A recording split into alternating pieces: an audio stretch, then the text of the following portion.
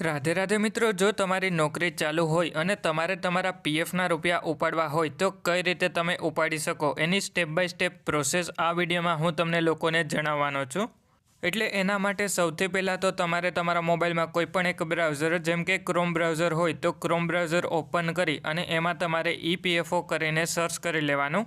એટલે જેવા તમે ઈપીએફઓ કરીને સર્ચ કરો એના પછી ઈપીએફઓની ઓફિશિયલ વેબસાઇટ તમને જોવા મળી જશે. એની ઉપર એક વખત ક્લિક કરી લેવાનું અને આ વેબસાઇટની લિંક તમને વિડીયોના ડિસ્ક્રિપ્શનમાં પણ જોવા મળી જશે.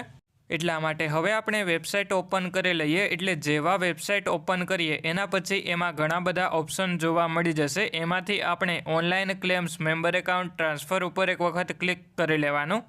એટલા માટે હવે હું online claims member account transfer ઉપર એક વખત ક્લિક કરી લઉં. એટલે જેવો ક્લિક કરું એના પછી આપણે મોબાઈલમાં એલર્ટ જોવા મળી જશે. તો એલર્ટને આપણે આ સિમ્બોલ ઉપર ક્લિક કરી અને બેક કરી લેવાનું.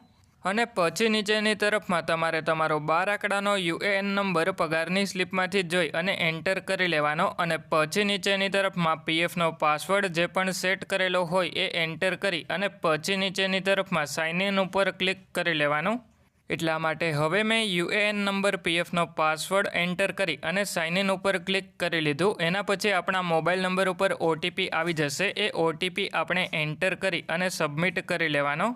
એટલા માટે હવે આપણા મોબાઈલ નંબર ઉપર જે પણ ઓટીપી આવ્યો એ ઓટીપી એન્ટર કરી અને સબમિટ કરી લઉં. અને આ ઓટીપી તમારે 5 મિનિટની અંદર એન્ટર કરી લેવાનો. એટલે પછી આપણે આપણા પીએફ એકાઉન્ટમાં લોગિન થઈ જશું. એના પછી ઉપરની તરફમાં આ 3 લાઇન ઉપર ક્લિક કરી ઓનલાઈન સર્વિસીસમાં ક્લેમ ઉપર ક્લિક કરી લેવાનું. અને પછી તમે જે પણ બેંકની કેવાયસી પીએફ એકાઉન્ટમાં કરેલી હોય એ બેંક એકાઉન્ટ નંબર એન્ટર કરી અને વેરીફાઈ ઉપર ક્લિક કરી લેવાનું. અને પછી તમારે ટર્મ્સ એન્ડ કન્ડિશનમાં યસ ઉપર ક્લિક કરી લેવાનું. એટલે પછી તમારો બેંક એકાઉન્ટ નંબર વેરીફાઈ થઈ જશે. એના પછી નીચેની તરફમાં પ્રોસીડ ફોર ઓનલાઈન ક્લેમ ઉપર એક વખત ક્લિક કરી લેવાનું. એટલા માટે હવે હું પ્રોસીડ ફોર ઓનલાઈન ક્લેમ ઉપર એક વખત ક્લિક કરી લઉં. એના પછી નીચેની તરફમાં આવી જવાનું અને સિલેક્ટ ક્લેમ ઓપ્શનમાં પીએફ એડવાન્સ ફોર્મ 31 કરીને સિલેક્ટ કરી લેવાનું. અને પછી તમારે સિલેક્ટ સર્વિસ ઉપર ક્લિક કરી અને જે પણ કંપનીના પીએફના રૂપિયા ઉપાડવાના હોય એ કંપની સિલેક્ટ કરી અને પછી નીચેની તરફમાં સિલેક્ટ એડવાન્સ પેરા ઉપર ક્લિક કરી અને ઇલેસ કરીને સિલેક્ટ કરી લેવાનું.